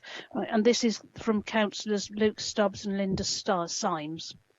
We are really disappointed to have to make this representation. It is no secret that local politics can be pretty and ugly, and frankly some of it fits the observation about academic arguments that they are so bitter because so little is at stake. This, though, plumbs new depths. A cabinet with control a budget of more than 200 million once the public health and housing budgets are included has the cheek to run a campaign claiming helplessness in the face of opposition councillors with control over a few tens of thousands.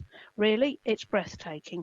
We know you can never accept responsibility and that you like to position yourself as being against the council, even when you are the council, but this is a new low. It is not true to say everyone behaves like this. We didn't when controlling the council, and despite our obvious political differences, I don't think the Labour Party would either. The fact is that the mural is not in danger. It was recreated a decade or so after being water damaged. It does not need more public money. It should also be pointed out that everyone who appears in the mural has been charged for the privilege, and that should provide a pot of money. We also have to point out that you clearly do not know where the ward boundaries lie. The open area near the roundabout is within St Jude ward. If you want to place a bench there, you need to use the St Jude allowance to fund it. Also, let us not forget that there used to be a bench there and it was removed as a focal point for antisocial behaviour. You were in control of the council at that point. Similarly with signage, anything located to the west of Waverley Road is outside Eastney and Craneswater. To agree this expenditure without the endorsement of local members would clearly be to go against the spirit of the national regulations. Given the boundary errors you have made, it would also be to go against the letter. You cannot approve this. Finally, we would ask that you pay heed to the words of long-serving former Lib Dem councillor Les Stevens when he wrote to us and to the news. With regards to the above mural, this has been a cash cow for Mark Lewis for some years, with income from various sources, including which he has conveniently forgotten £10,000 from Southsea Town Council when it was operational. No more public money should be handed over to support this artist and his cash cow mural he painted, so let him maintain it.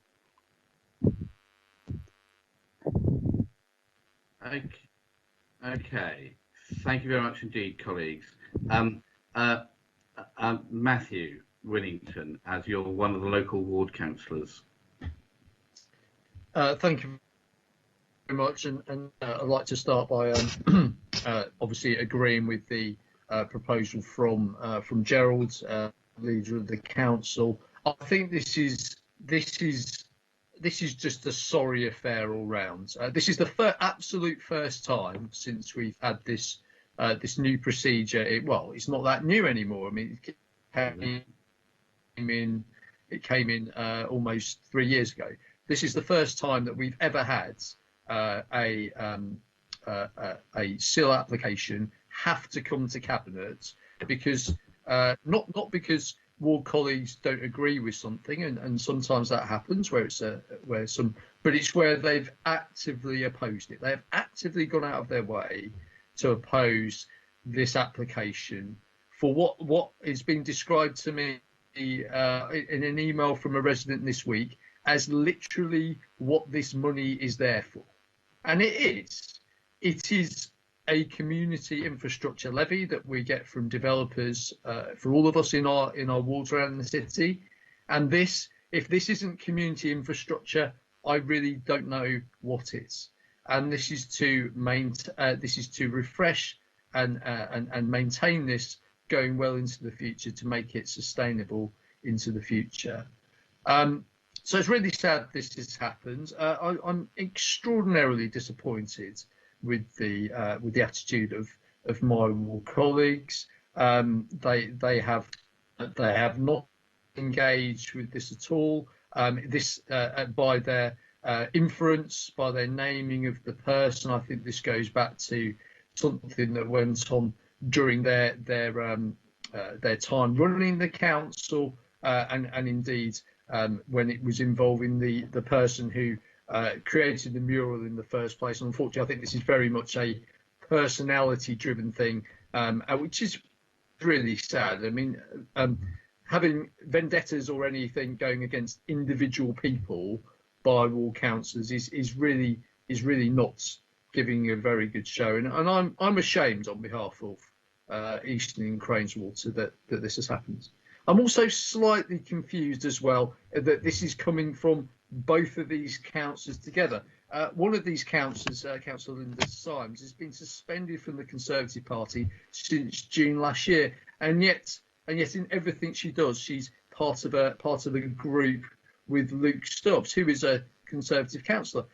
It surprises me that Councillor Stubbs would have anything to do with a councillor who's been suspended by the National Conservative Party for what were described at the time as or were allegedly racist posts. So bad, in fact, that Lee Rigby, the murdered soldier, whose image was used, his wife took such exception to one of the posts that Councillor Symes did that she said, I don't want this. This is nothing to do with what my husband would ever want, to promote hate speech and hate among people. And yet this person is still very much within the bosom of the local Conservatives in terms of working with Conservative colleagues or former Conservative colleagues hand in glove.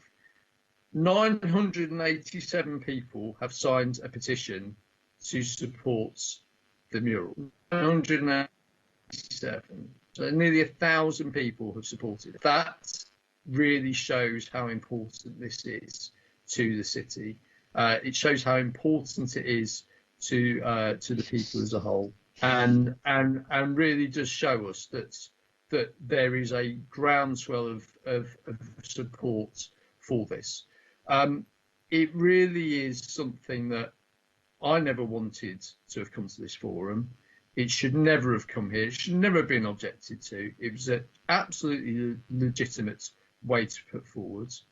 And I'm really sad as well that for all the naysaying from Councillor Stubbs and Councillor Symes, they have not put forward any other suggestions for any use of SIL in this ward, and they have not done so for at least the last 3 years. And to be honest, I can't ever recall them putting forward anything in all the years I've been on the council since this has been the way that it's been done. What I'm saying though today is that I am making a proposal for SIL in the wards, for a new zebra crossing on the western end of Eastern Parade.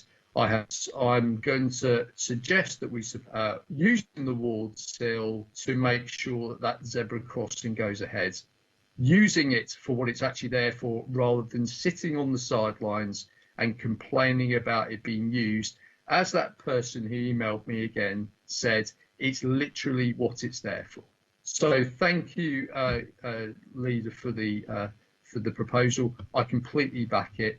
And I'm just really, really sad and ashamed that we're here today and having to take this action. I've got Councillor Lee Hunt, followed by Councillor Hugh Mason. Yeah, thank you, Leader. I wanted to say a couple of things. First of all, to Mark, if he's listening, that I'm sorry about all the trouble you've had over a period of time going back to the Arts Lodge. We're all sorry. Certainly, within the Lib Dem group, we're definitely very sorry. If you've got any problems, Mark, I am the Heritage Champion for the city, one of my hats. If you have any difficulties at all with the things that you described in your deputation, I am available to you. Send me an email or message me or whatever.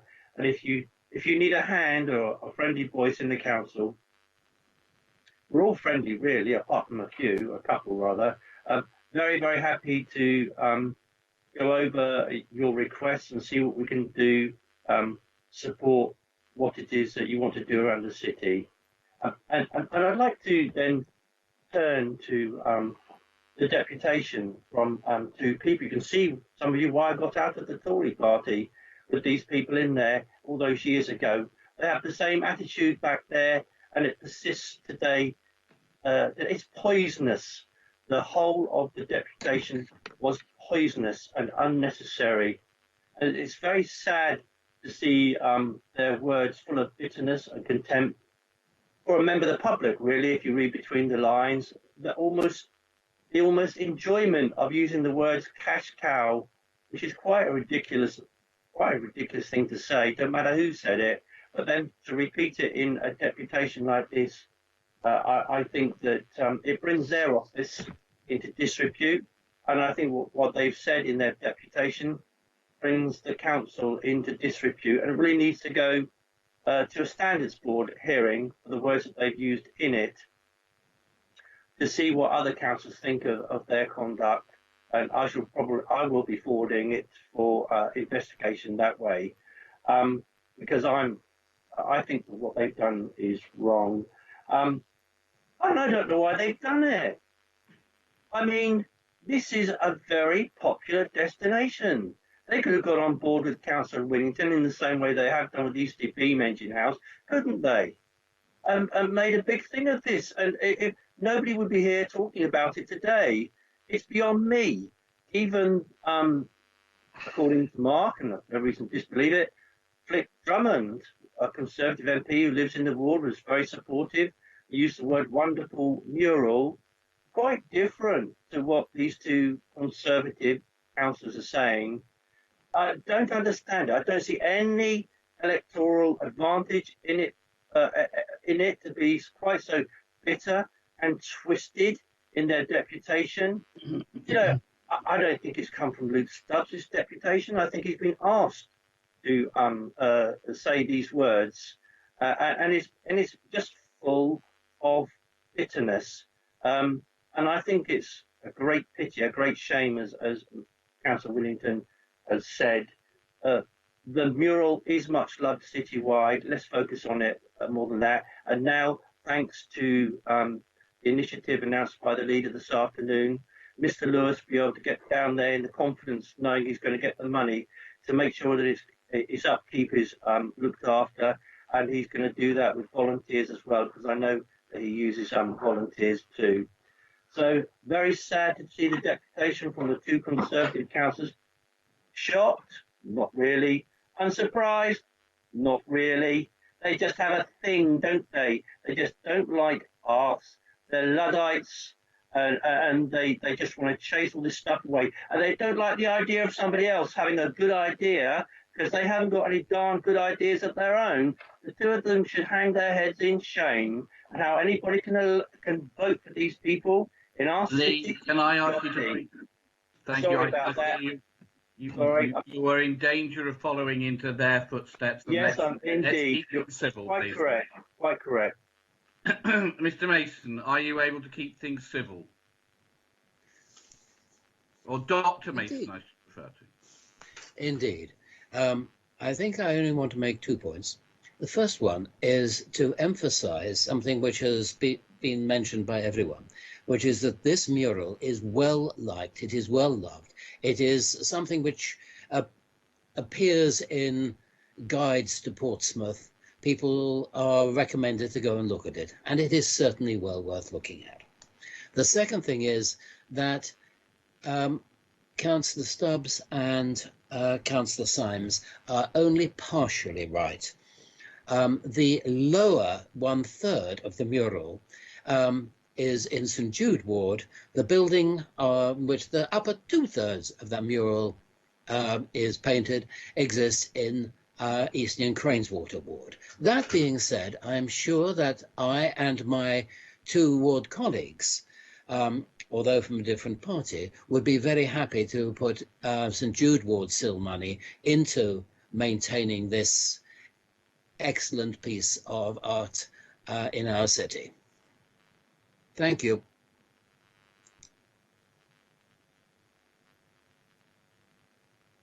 Sorry, Councillor Pitt. Yeah, famous last words, I know, but I wasn't going to speak on this, but I just wanted to remind everyone who might be watching. Oh, sorry. I muted you by mistake. Steve. I have unmuted myself. I'm very sorry. My apologies. It's all right. I forgive you, Leader. The conversation that we've just had about reconfiguring an element of ward SIL to enable local councillors to work jointly on projects with their communities for the betterment of their communities. Now, people may wonder why there was a petition run, and the reason there was a petition run is what we were proposing to do today would have been setting a precedent. So it was something that wouldn't have happened before, because normally ward colleagues, even if they're from different parties, are able to reach agreement on these things. What would have happened if we had approved this today? I am pretty certain I would have put a significant amount of money on the fact that this would have immediately been called in to scrutiny management by those 2 ward councillors, because they are absolutely determined that they are not going to allow that money to go forward. That would have created a further delay, possibly given the timing until after the local elections, giving Mark more uncertainty, and that's not fair. So by doing what we've decided to do today, it means that he can proceed with certainty that he's got that funding immediately. And I know that Councillor Winnington, that when I spoke to him before this meeting, that was his priority, and that's why we've taken this decision. So I think it's the right decision. I think it's important. My own personal experience of one of the ward councillors in Eastney and Craneswater who put in a deputation today was, I remember being on holiday back before we were running the council and getting urgent phone calls from a group of artists when that councillor had accused them of turning the area in Osborne Road into a ghetto by putting good quality street art and murals on the former casino building down there. That person at the time was the cabinet member for culture and leisure in this city. So there's the contrasts for you. We've worked with Portsmouth Creates and artists across the city to get micro commissions out to 20 artists who've fallen through the cracks. Councillor Mason and his colleagues work with our crowdfunder scheme to get the Select Dream installation at Knighton Lee. There's councils backed Portsmouth Creates with the We Create market at Debenhams, which has created huge amounts of revenue for struggling creatives during a pandemic. There are proposals being developed by Portsmouth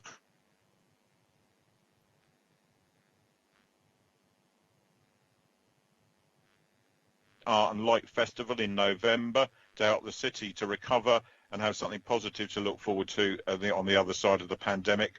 And this mural is loved by the people of Portsmouth, Councillor Stubbs and Councillor Symes. You might not like that, but perhaps if you went and spoke to 987 people in your ward, you might know what they actually think, because it ain't your money. It's the money of the residents of Eastney and Craneswater, and it should be spent on what they want it to be spent on, and they have clearly told us to spend it on the mural to make sure it's there for the next decades for the people of Southsea to love and enjoy, as they quite clearly do. Sometimes, guys, you just don't get your way. So, ladies and gentlemen, my proposal is to not go forward with a recommendation as written on the paper, but that the funding for this should come from the Cabinet Reserve and not from Community Infrastructure Fund money. Colleagues, are you happy with that? Agreed. Thank you very much. Agreed. At this juncture, Leader, I'm terribly sorry, but I must go off to planning because we've got important decisions to Enjoy make. planning. Thank you all very much indeed. Thank you. Lee, it starts at 3 p.m. today. Oh, I'm back in the room. Just like that. That was the quickest planning meeting in history. But just so that you don't feel left out, Councillor Hunt, we will now move on to the review of the Hampshire Minerals and Waste Plan. Now, Rachel, is this you? Yes, it is. Thank you. Rachel, hello. I'm sorry. I hope it's been of some interest that you've learned of other things that the council does. Rachel, is there anything you'd like to add to the report that is here? I can just give you a quick. Or are you going to read all 300 pages to us? I'll just give you some of the main points. To say there's obviously 3 recommendations in the report for the review of the 2013 Hampshire Minerals and Waste Plan. The Cabinet consider the report that's with the Cabinet report on the review, endorse the decision to undertake the programme of work to update the plan, and that this decision goes to full council for approval. It needs to go to full council as the Minerals and Waste Plan is part of the overall development plan for Portsmouth, alongside our Portsmouth plan as well. So we did take this decision to Cabinet 2 years ago when there was an initial 5-year review of the plan. It decided at that time the policies were still reasonably effective, but we'd look at it again in 2 years' time when there was more certainty around particular issues. So yeah, last year's review decided that it would be beneficial to update it to bring it more in line with more recent national policy guidance, as well as to update the evidence base, which would include a call for sites that would help give more certainty to the industry as well. So the draft timetable for that review is attached to the report as well. That includes a sort of public consultation.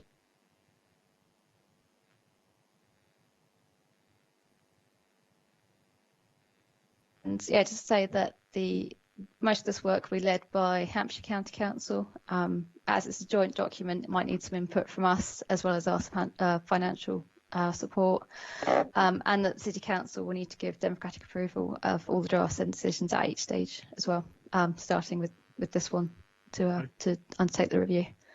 Thank you. Thank you very much indeed. Councillor Ashmore, are you around? I am. Do you want to add anything, Dave? Just very briefly, thanks Rachel for bringing that here today. Thanks everyone involved in the report. Very comprehensive report, as has been remarked upon. You know, and it shows where we are and where things are going, literally in the case of the waste.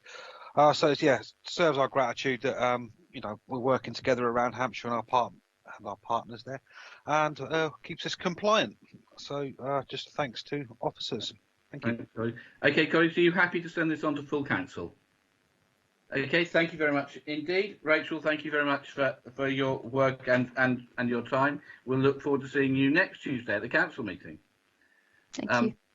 Okay, item 5, Treasury Management. Mr. Ward, are you loitering? I am, Leader, thank you. Excellent. With your agreement, can I do them in the reverse order or the original order of the agenda? So we take item 4 and then item 5. There is a relationship between the two. So, Chris, we had to reorder them on the basis that all the dull stuff was at the beginning of the thing, and your ones 4 and 5 counted as fairly dull. Well, I thought you did all the dull items at the beginning, so all the exciting items.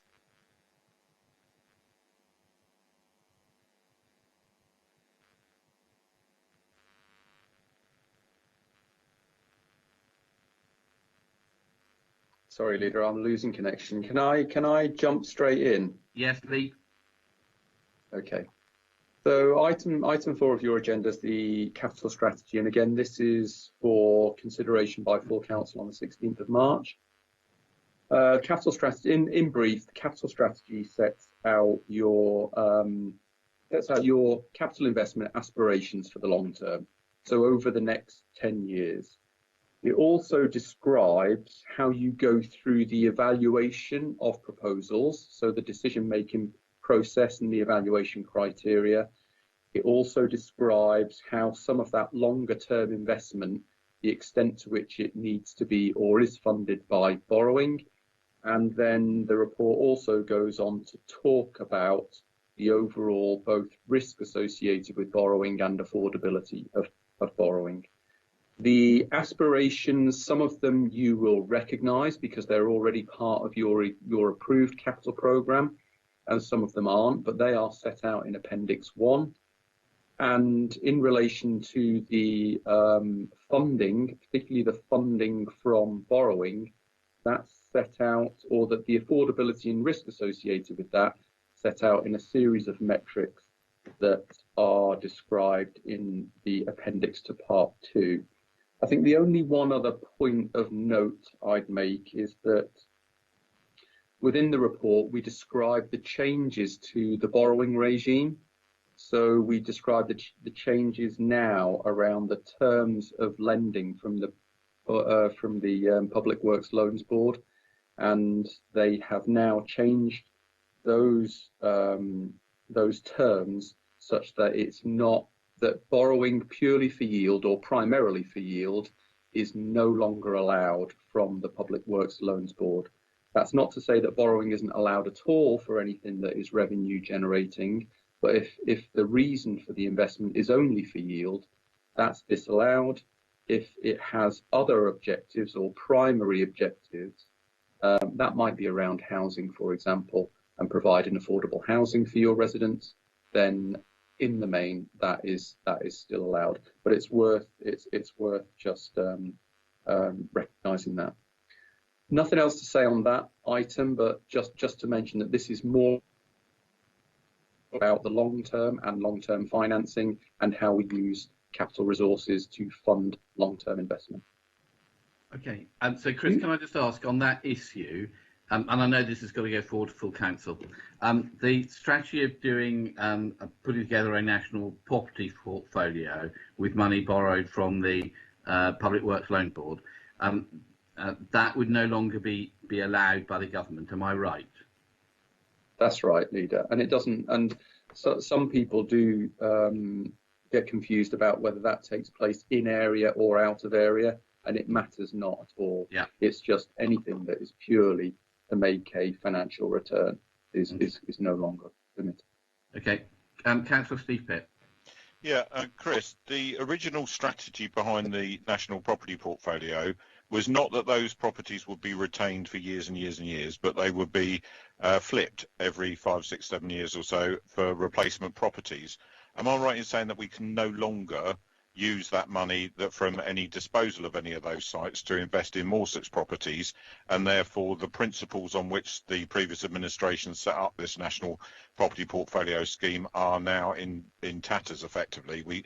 This is something we are going to have to, in order to avoid future cuts to services at the council, we will need to find new ways to generate income when it is the necessity to divest ourselves of these properties over the coming years.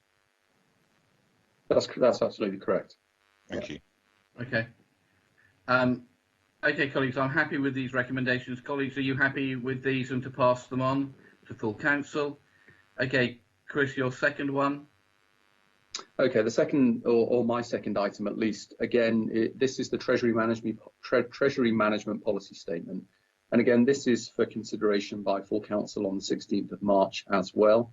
Now, this deals with the council's borrowing and investing for short-term funds. So completely different, obviously, from the report that we've just spoken about, which is generally around long-term investments. This relates purely to any temporary surplus cash flows or cash requirements that the council requires just to manage its day-to-day activities. It follows the government guidance and best practice, actually, of the priority, particularly for any investments around security first. So that's the first priority, is to invest sums where it's very, very secure. Second priority is liquidity, i.e. the funds are available as and when required in order to meet your day-to-day expenditure needs. And thirdly, it's yield. So there's a clear prioritization with the return on any investment being the third priority in that overall list. The strategy is designed that way, and it's been designed that way for, well, since I can remember. And the recommendations within the report are generally similar to previous years. The one main change really is to create what's described as a separate loans pool for the housing revenue account, only for that borrowing that took place during the current financial year, where the council or councils were allowed to borrow at very, very good preferential rates, so long as it was for social housing. So it only seems appropriate that we have a ring-fenced borrowing pool for the housing revenue account, so that the housing revenue account benefits from those lower rates, and those lower rates are not shared across the housing revenue account and the rest of the council, i.e. the general fund. So that's the main change to the recommendations. All of the other recommendations are centred around that proper risk management approach of maintaining proper security over any funds that are invested. That's all from me, thank you. Okay, colleagues, are you happy with that and happy to pass this on to full council? Thank you very much indeed. And I think the last item is the minutes of the previous meeting, item 3 on the agenda. Colleagues, are you happy with the minutes of the previous meeting? Thank you very much indeed. Thank you, colleagues, for your time today. That is the end of our agenda. Anna, have we done everything you need us to do? Yes, I'll turn the live stream off now if you like, and yeah, thank you very much. You'll still be audible for a couple of minutes. Okay. So, folks, thank you very much indeed for your time. That's it. I will bid you. We can all disappear now. Bye bye. Goodbye.